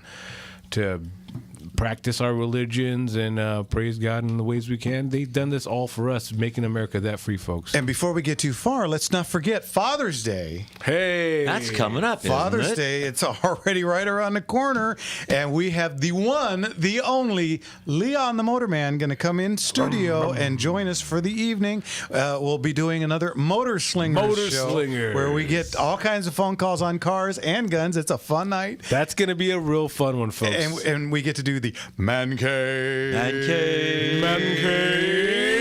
weekend. I was wondering where we're going there. Well, as we come up on our 5th anniversary, baby, that's where we started. Right? Can you believe it? 5 years. God, man, it went by quick, didn't it? This, and you're worried about upcoming auctions in September, right? Yeah. 5 years. 5 years we've been doing this. Hey, and you haven't aged a bit. Well, a little bit. Let's get to Carolyn in Van Nuys. Carolyn, what can we do for you, ma'am? Hey, Carolyn. Hey, Carolyn. Hey, Jeff. Thank you so much for your show. You guys are way fun, and I love your music. We met at the Charlie Kirk event at the Universal. Anyway, my question is: you had said about 3 weeks ago a gun, a .22 for a female in her, 60s. Mm-hmm. But we all know that today's 60s are 40s. Yeah, works for me. I'm 63, so I can dig that. Yeah, I'm 40. I'm in my 40s. What, are you kidding me? I approve this message. So it sounded like a 22 Master, something. Walther, Walther. I'm going to write it down this time. Okay. W. Yeah, it's a Walther Model P, like Paul, 22. It's a fantastic little semi-automatic, very easy to maneuver slide. So we've got one. Yeah, Jimmy's family's got one. My family's got one.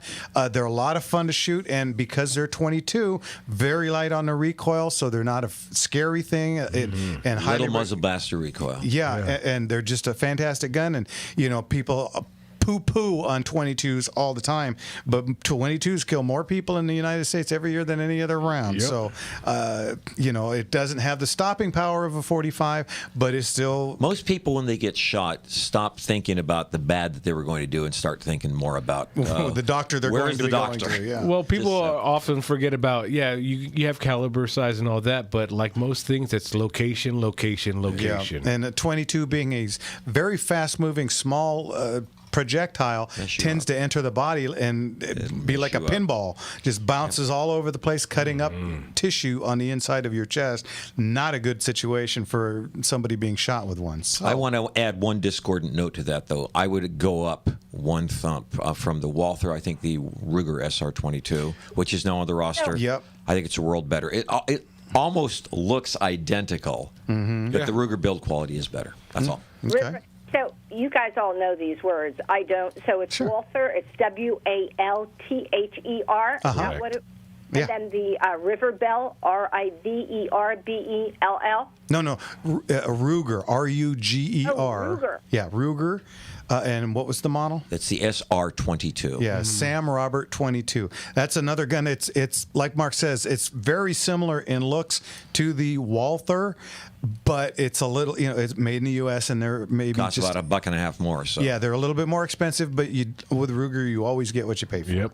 And it's a Ruger 22. Correct. Right. Yeah, very similar guns, a little bit different in price and a little bit different in manufacturing, but either one of them will do you just fine. What Jeff says is really important. The slide acts very, very easily. You don't need a heavy recoil spring.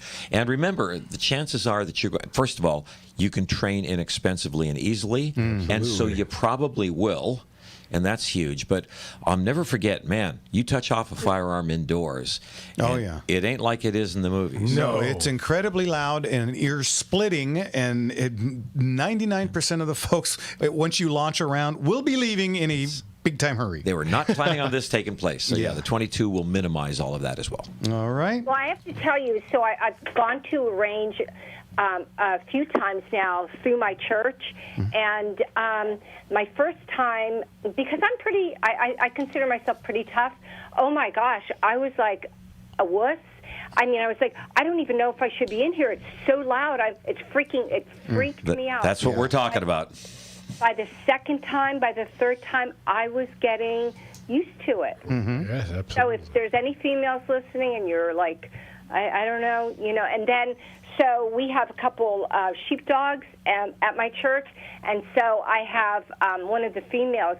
She's going to take us gals out on the range. Good. Oh, good. Well, and it's not. It's the sound is so much less impacting. Outdoors is a lot nicer. Yeah, much more pleasant to shoot outdoors than in. So, okay.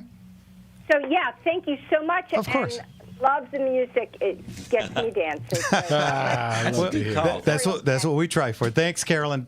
You take care now. Okie doke. All right. That opens up a whole bunch of lines at 866-870-5752. Again, I know it's a holiday weekend, but you can still give us a call. One more time, Jimmy. 866-870-5752. Very good. Yeah, love the 22. I mean, a lot of people, they do poo-poo on it and all that, but if you're into shooting all types of calibers, and that's an inexpensive, effective, and not abusive, manageable. And oddly enough, I don't want to stand in front of one. No, nobody that poo-poos it ever offers to stand in front of it and take it like a man, right? What is your favorite handgun, by the way? That would be a Smith & Wesson Model 41 in 22. And I can shoot, as I often do, when Scott and I go out to West End. With all that water going through, has it moved? Yeah, a little bit.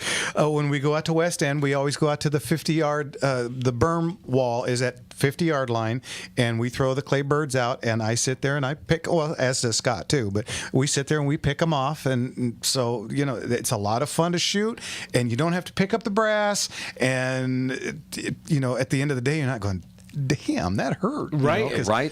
And by hurt, I mean my wallet. Exactly. The recoil is not going to hurt you, neither is your pocket. Yeah, so right. And so even when we go out to the long, because they do have about a 90-yard range out there, and that's pretty good shooting for a handgun. Yeah, and I've hit the birds out at that distance also, but I've got a lot of 22 rifles that are just a blast to shoot. And again, you don't have to pick up the brass. It's much less expensive. I don't know, what are they, $30-$40 I think for a brick of 500. You're paying. The cheapest thing you could shoot right now is probably 9mm, and that's what, $18 a box right now at a deal. Yeah.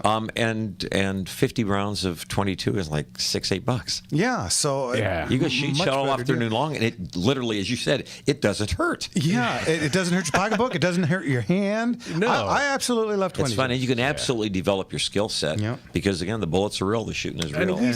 Doug online says, and he's correct. Don't forget either way. Don't forget eye protection, ear protection. Oh, yes. Well, oddly enough, we've got Glenn in Sun Valley who wants to talk about earplugs. Glenn, what can we do for you? You seem to, you just mentioned it just now, but tell these people to put earplugs in. Oh, yeah, absolutely. Eye and ear protection. That's the first thing. That's the first thing these idiots don't seem to want to do. Well, after the first time they go shooting, they do, because they can't hear for 3 days. But yeah, but they don't think about it. Nobody tells them. That lady that was on the phone a minute ago, it was like she was oblivious. Anybody heard about sticking something in your ear, even your finger, maybe? Oh, when you go to an indoor range, the guy next to you is touching off a 44 Magnum. I know, but that's the point. That's what you have earplugs for. Yeah, but she wasn't talking earplugs per se. Just a concussion. The concussion from somebody that close to you with a large caliber is very unpleasant. Yeah, and unsettling. Well, I know, but if you're at the range and you don't have the regular earplugs in your ears, in addition to the ear muffs, you're Agree a fool. completely. You 'Cause got to have it. You never know what's going to go off next to you. Yeah. Well, I've actually seen guys shoot rounds through the roof in an indoor range. So, yeah, it's very true. But again, we were more talking about the concussion and not so much the noise. But yeah, we're all about having the proper eye and ear protection. The whole thing is that startles most people when they begin to shoot is the noise. Mm-hmm. If you have earmuffs on, in addition to the earplugs, That definitely reduces it. Absolutely. you're not going to have the problem. Yeah, and that's something that she'll get familiar with and all. yeah. So that just takes a moment. Your first time there, not everyone's expecting the same thing. So, yeah, absolutely. I remember when I was a kid, I'd go shooting, when I was young and foolish. And, well, when you're 7 years old, you're not real bright.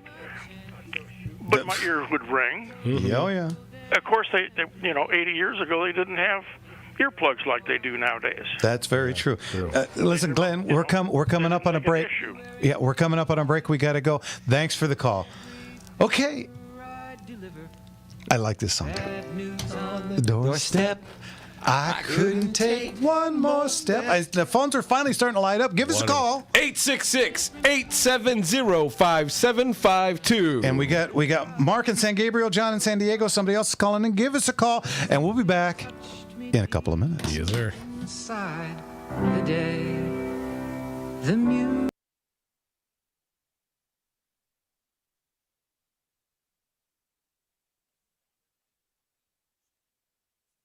Right. Oh, yeah. That's 20 seconds, baby. So, Jimmy, I don't think the Ruger, are there any 5.7s on the roster besides the FN? Not that I'm worried. I don't think so. The Ruger, honestly, the FN it's kind of like a Prius. It's a remarkable, bold, new concept in firearms.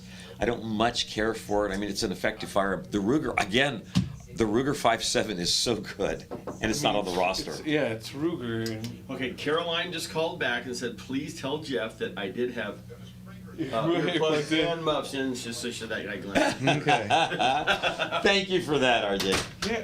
Yeah, I think the 5.7 is a remarkable round, and if you have it in something like the Ruger, the FN is wonderful. I think the weight and wieldy nature of it is beautiful, but the Ruger, again, you have... Ergonomically, it's kind of a nightmare, though. It's The safety's under your left thumb. And the hand, the grip's that big. Yeah, exactly. It's not as... Again, not volunteering to stand in front of it. No, and yeah, especially with that round, that is just a remarkable piece of technology, as they say. In its infancy. And I'm all about engineering arcs.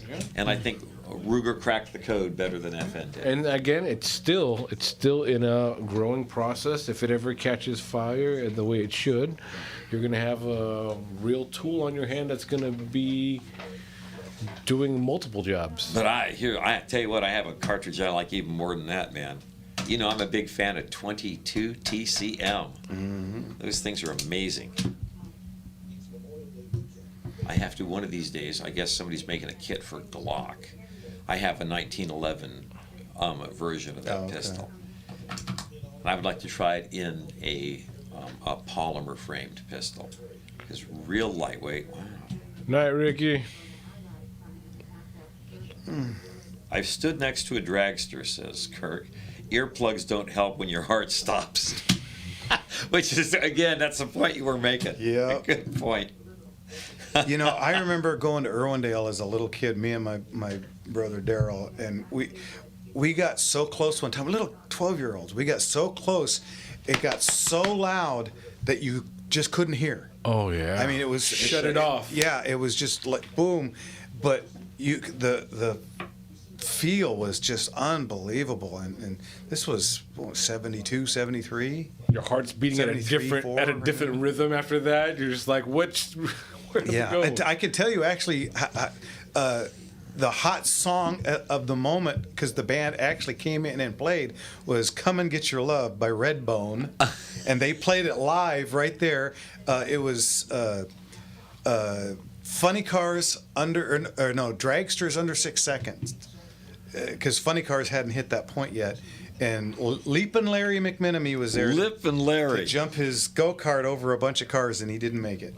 Oh, didn't make it. Did not make it. He crashed. He survived it, but he did not make it. But he did it again, and that time he did not survive it. Irwindale was such a cool show. Doug, I love Starry Starry Night. That's a great song. Oh, we did that a couple weeks ago. Yeah, we did. Yeah, That is one of my favorite songs. I think that's one of the absolute 2 or 3 best songs ever written. Yeah, Just so much captured in that. Fantastic lyrics. Yeah.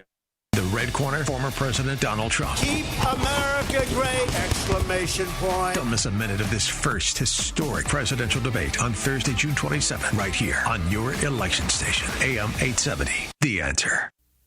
Hey, well, all right, sir, here we go there, and what are they going to give for 'em? I'm a $600 down here now, 10 and now, 25 and now, 35 and now, 50 now, 60, will they give me 60 now, 75, 75, another $85 on the farm there. There was a boy in Arkansas who wouldn't listen to his mom, and she told him he should go to school. I don't remember the words. Oh my God! He'd sneak away in the afternoon, take a little walk, then pretty soon you'd find him at the local auction barn. He'd stand and listen carefully, then pretty soon he began to see how the auctioneer could talk so rapidly. He said, oh my, it's do or die, I've got to learn that auctioneer. I've got to make my mark and be an auctioneer. All right, get it off. 255 ticket. I can't do it with him going. All right, here we go. 200 now, 2 and a quarter, 2 and a quarter, 2 and a quarter. Got to be half. Anybody 75, 75, 300 now, 3 and a quarter. All right, let's get to the real phone. quick, for those of you that are concerned, Carolyn called back and said, don't worry, she had her hearing protection on. Absolutely had him on. All right, let's get to another Mark, this time in San Gabriel. What can we do for you, sir? Hey, Jeff. Hey, Mark. I was wondering, with the laws as they are in California, is it worth it to get a license like an FFL for collectors? Does it exist? I've heard of CNRs, but I never really understood. Well, if you're a real collector and you like guns that are CNR, and CNR stands for Curio and Relic, and those are older guns, World War II. Cutoff? I think it's. You know what? We have it at the shop. Something's just flew in my eye. We have it at the shop. I think it's mid '60s, early '70s, something like that. If that's the kind of stuff, what it allows you to do is it allows you to come in and buy them. You do have to register them, but you can take them home with you as long as you also have your certificate of eligibility. So if you decide, you know what, I want 3 Garands and a 03 A4. You say you're at my auction and you buy a bunch of Curio guns. You can come in, we'll do the dross, and you will take them home today. That is a cool part. The uncool part is you also open yourself up to a DOJ or ATF audit at any time. At any time, they do not call. That they treat you just like they do me. They just show up at your door, hand you a card. I'm from ATF, and I'm here to do your audit, which is kind of like doing your homework butt naked in front of your teacher, your parents, and your principal. You better have your ducks in a row. Yeah. So I mean, it has its good points and its bad. So, I was just the frustration I feel as an owner, collector, shooter in California. It drives me nuts. I couldn't agree with you more. But, Shared. But this is why you got to get up. Go ahead. Is there some way I can get an FFL but it sounds like the juice isn't worth the squeeze. It's really gotten bad, and Mark, this is why every week we tell people you got to get out and vote, but you got to do more than that. You got to get everybody else out and vote, and we got to get rid of these idiots so that we can have a free country once again. All righty? Thank you. Thank you.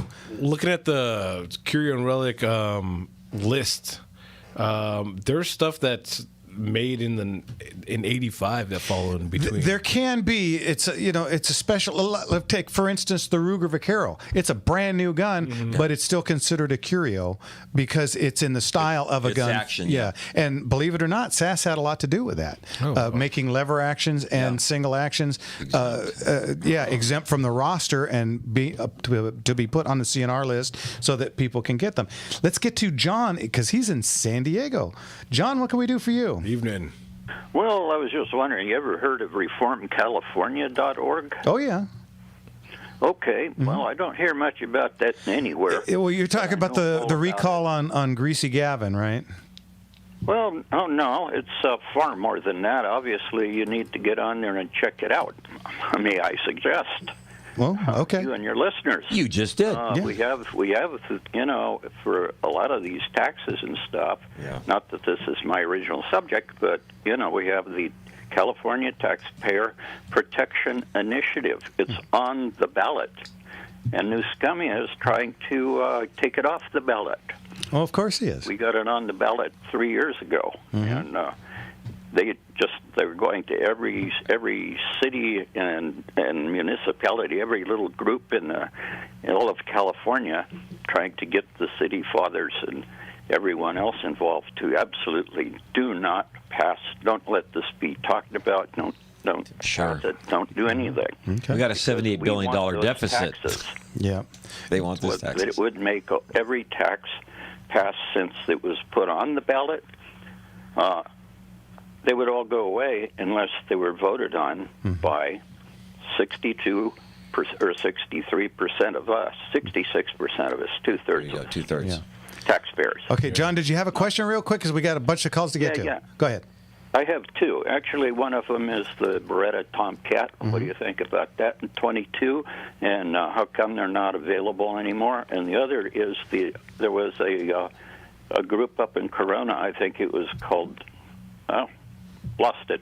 Anyway, it's a HP 22. It was a Phoenix. Yeah, that's Phoenix Arms. Yeah, I'm not a big fan of that one. That's one of the zinc. Just barely qualifies as a better than Saturday Night Special. Yeah, I'm not a big fan of the HP 22, but the Beretta Tomcat. I don't think the Tomcat's actually the model 3032, and that one's in 32 caliber.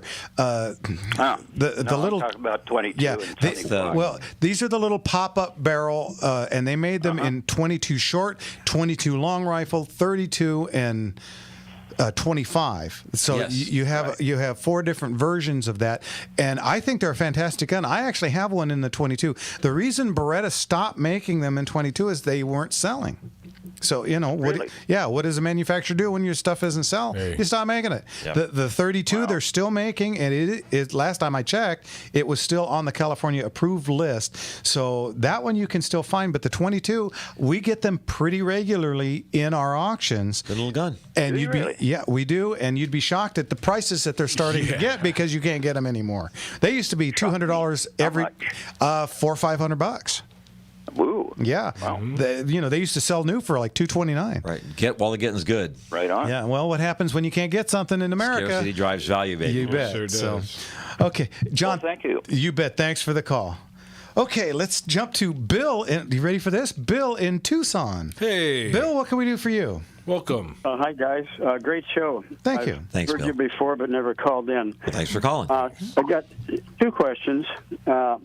It's mostly for home defense, and I'm of the belief you need a good short gun and a good long gun that you're comfortable with. So I'm a Vietnam Marine Corps vet, and for my short handgun, I brought back from Vietnam a Browning high power 9mm, and it still shoots good. I love the gun, but I don't want to wear it out. So I got a replacement, a CZ75. You're familiar with that? Very. Great handgun. Okay, good. And so they're very, very similar, feel the same, except the CZ is a double action. And so I'm pretty good with that around the house. I mean, I feel pretty good with that. You are well equipped. Yeah, thank you. But I'm thinking of switching to Glock. I have so many friends, some in law enforcement, that said they would never ever get a Glock. A brother, 92nd Airborne, same thing. And now they're all carrying Glocks. So, that's why? Because they went out and shot one. Yeah, right. See, and they're all saying that the lower recall, and the whole story. Yeah. Well, you got 2 guys right here. Mark does not like the Glocks. There you go. I love the Glocks, but there is a caveat to this. I don't care for the Glock in 40 or 45. Nothing wrong with the gun. It's just a little recoil heavy for me. But in 9mm, I one of my carry guns is a Glock 19, which is a 9mm, the kind of mid-sized one. Yeah. And let me qualify my I don't care for it by saying it's a good gun. There's no doubt about that. Yeah. Yeah, that's what I'm looking at is the 19 Gen 5. Yeah. But I see a Gen 6 is coming out soon. One publication said July, which is right around the corner. Right around the corner. Here's the thing. A lot of times magazines will tell you that they're stuff's coming out right away, but it's usually months before we see it. And I haven't, because in California we're still stuck with the Gen 3s, so I haven't seen a Gen 5 to tell you the difference between that or a 6, because They they're get different just stippling. Is that all it is? Yeah, I mean, no, it's more than that. Okay. Well, you're the expert. I won't argue. No, we're not arguing. Yeah, I honestly don't know. So I would say, go if you can wait, maybe, and see which one you like better.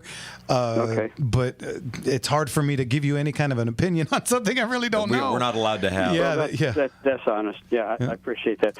The Gen 5 has rounded edges on it, so if you're going to put it in a pocket, or I do some security work at church, things like that. Mm-hmm. It looks like the Gen 5 slips in and out a lot easier. Oh, okay. Well, so that's kind of what I'm refining the what breed. I'm looking at. But then I don't know what the 6 is going to be. Yeah, I wish I could help you. How about ammo wise? What do you recommend, like for home defense or anything work? It's 9mm. Yeah, anything Federal, anything Hornaday. I'm a big fan of critical defense right now. Well, that's the Hornaday. Yeah. And Federal, what's the Federal? It's Hydroshock. Thank you. Hydroshock. The gold. Go ahead. What's wrong with the critical defense?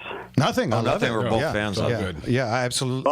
That's anything Hornaday is excellent. Federal is excellent. The excellent is excellent. The Winchester SXT Ranger. Well, that's a real good round. That's really the old Black Talons. They just don't paint them black anymore, and now they call it the Ranger. It's reformed. Yeah. Yes.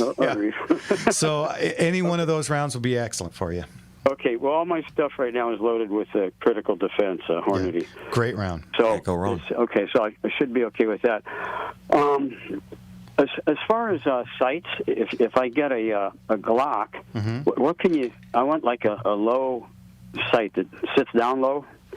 Is there anything you'd recommend besides the iron sights? The Glock. Are you looking to talk about a red dot sight? Yeah. The red dot, something like Sig that. Romeo is a real good one, and it'll fit right in. Everybody makes a good one. Burst Fast Fire. EOTech has started making one. Vortex makes a good little one. There are so many good choices out there. Okay. I honestly find something that fits. One of the things that I know the Gen 6 is doing is they're starting to cut the slides now so that you don't have to pay extra to have the things milled, and that's a real good move. Things like your SIG, your 365, that's a real good move. I'll tell you what. Red dot sights, you have to get used to that moment that it takes to make sure that your eye is aligned with the top of the slide. But once you do that, they are faster. And if you're going to go with a red dot, you're going to want those higher sights. The tall sights. Yeah, like what I have on my SIG 365. So that you still have sights should the sight fail. Anyway, Bill, thanks for the call. We're coming up on a hard break and we got to go. Okay. Take care. Should I hold or no? No, Okay. don't. Yeah, you can give us a call next week. We'll talk to you then. Take care. Okay. God bless you. Thanks so much. I cut him off. Sorry, Bill. Sorry about that, Bill. Thanks for the call, man. Well, we still got Shauna Kavina, Brent in L.A., our friend Brent, and Robert in Sherman Oaks. And we're running out of time. We're running out of time, but we will get to you guys. Oh, I love this song.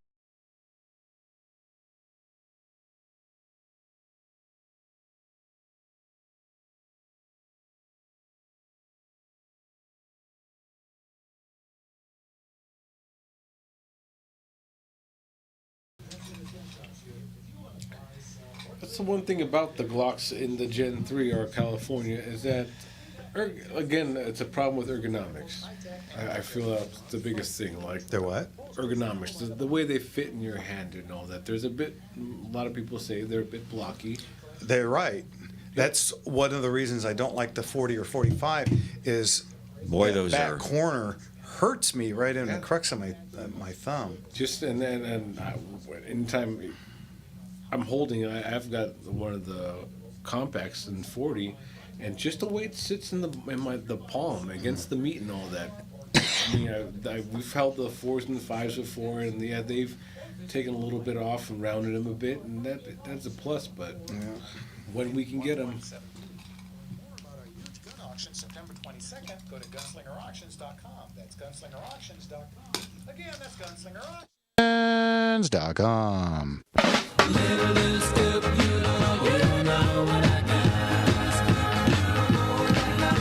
Well, I'm not bragging, babe, so don't put me down. Well, I got the fastest set of wheels in town. When someone come up to me, he don't even try. Cause if you had a set of wings, man, I know she would fly. You should see, I told you guys, I got those new fancy ear plug thingies that don't actually go in, they go over your ear, and I can't hear nothing. I'm walking down the street because again I do 5 miles every day in Norco, and I've got this fancy new rig on, and I'm walking along and this song comes on the other day, and I'm just, well, I'm not bragging bears, so don't put me down, and people look at me, I was like, That's all out loud, huh? Yeah, I keep noise forgetting. canceling on the wrong side. Let's get back to the phones because we got 3 calls to get to. Sean and Kavina. Sean, how are you? I'm doing good, and I want to congratulate the Gunslingers Network on a half-decade of excellence. Thank you for that. Thank you, Very Sean. good, very good. Appreciate your calls. You're always good. What can we do for you? What can we do? Last time I asked what guns your dream guns are, but this time I like what 2 guns would you buy for your wife and or girlfriend for self-defense and another one for recreation? Good question. What 2 guns would you buy? For self-defense, you got to be a little bit more specific. You're talking about at home, This is a self-defense firearm for your significant other that you know. Right. In your environment. But you're guessing what would be good for her. For in the house or for outside? Would be in the house. Okay, for in the house, I would highly recommend, and this is going to be deciding on the size of the person, anywhere from a 410 to a 12 gauge, always a pump action shotgun. The noise always takes care of the issue. Absolutely. And I try to explain to this. Okay, it's not like in the movies. Real life is very different. Nobody really wants to pull the trigger on another human being. You just want them to go, and making that sound will take care of that. It's a big deterrent right there. Yeah, and my brother taught me that lesson well. Well, there you go. And I tell the story. One of my boys, he stuck out of the house. We didn't hear him. When he snuck back into the house, unfortunately, I did hear him. I come down the hallway and chunk chunk, and he starts screaming like a stuck pig. Now, okay. Everything's good. If I'd have snuck down there, he's taller than me. If I'd been walking down that hallway and not knowing it was him and had a handgun in my hand, things could have gotten real ugly real fast. Oh, yeah. Okay. And then as far as a handgun, what we mentioned a little bit ago, a Glock 19 is a fantastic gun. And again, depending on the size, a 3 or 4 inch 38 revolver. Big fan of a 3-inch revolver. Yeah, is a very good idea. Or something like the SR-22 or the Walther P-22. Yeah. All good guns. All righty. Well, what recreation? For recreational shooting. Always a Smith & Wesson Model 41, because you just don't get any better. All righty.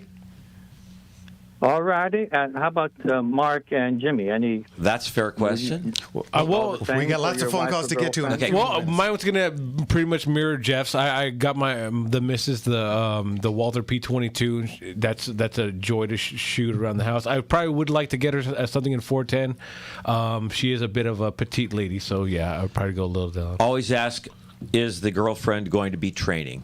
Because automatically a revolver, if they don't want to train extensively, sorry, if you're in my life, you're going to have to a little bit. Otherwise, I would get a semi-automatic pistol, probably a Smith & Wesson EMP with a 4-inch SIG 365, and then I would get a 22 handgun for practicing as Ruger SR-22 or a Browning Buckmark. There you go. Okay. Sean, as always, thanks for the call. We'll talk to you next time, okay? Okay. Thanks so much. Good questions. Okay. All right, let's get to our buddy Brent in L.A. Brent, how are you? Good evening, Brent.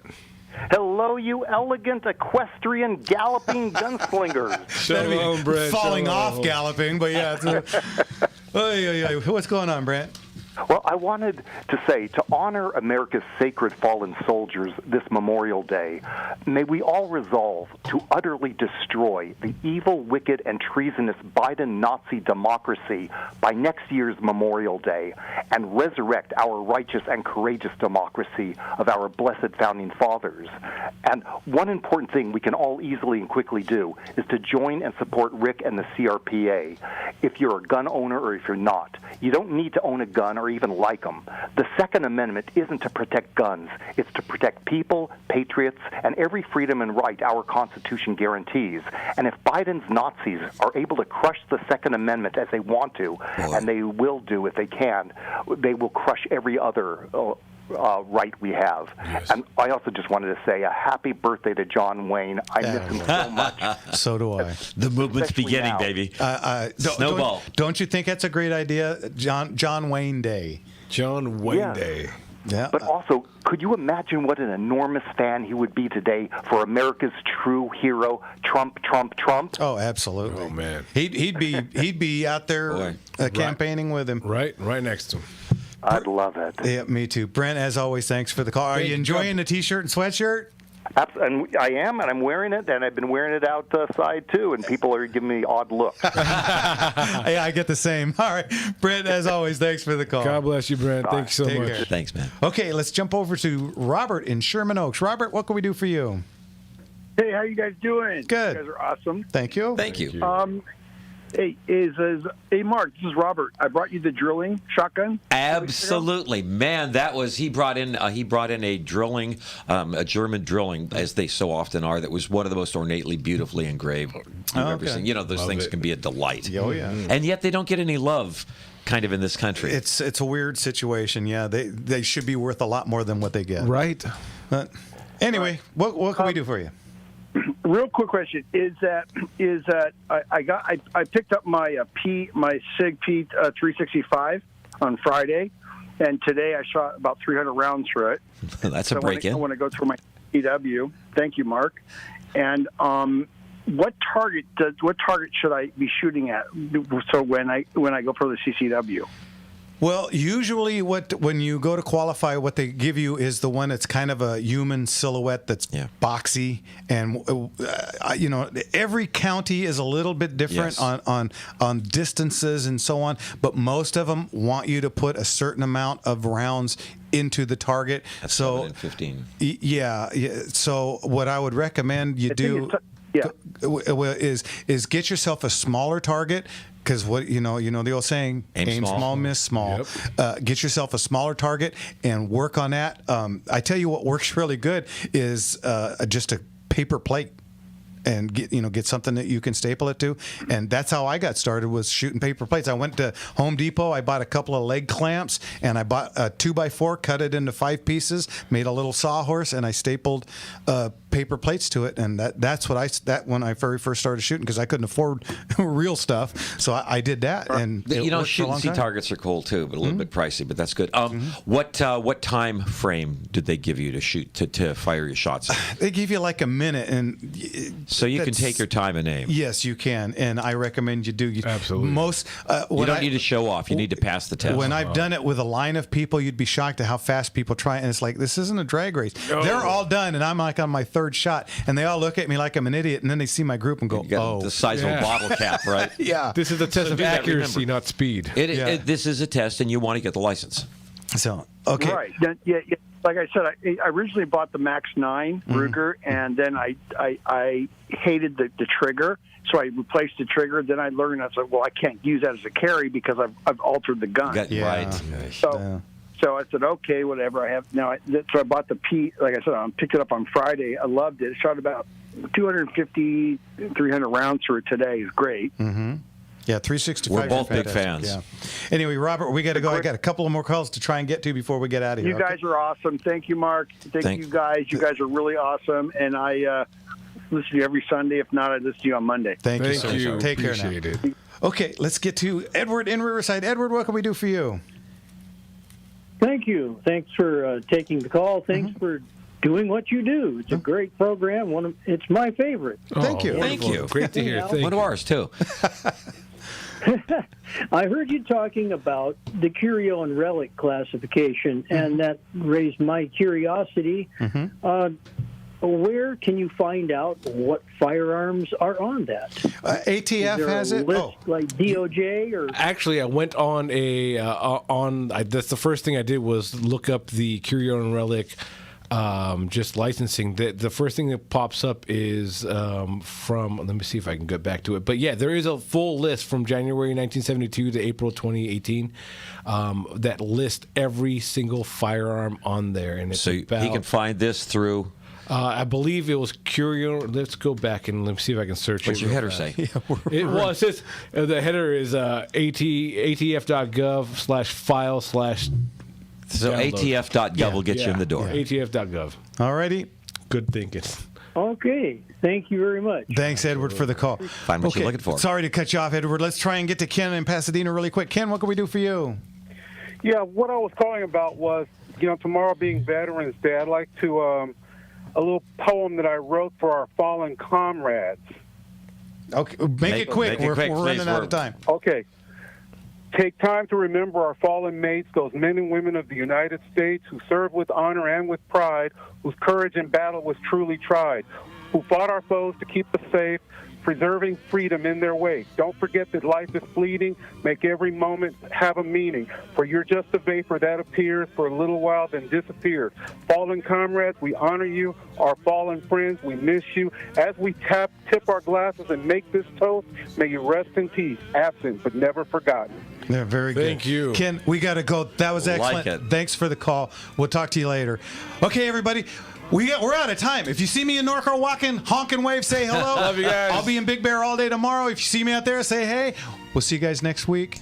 Adios, everybody. God bless you guys. And don't forget to smile. It's just a little curve that sets everything straight. Yeah! Have a good Memorial Day, God folks. bless you and God Memorial Day.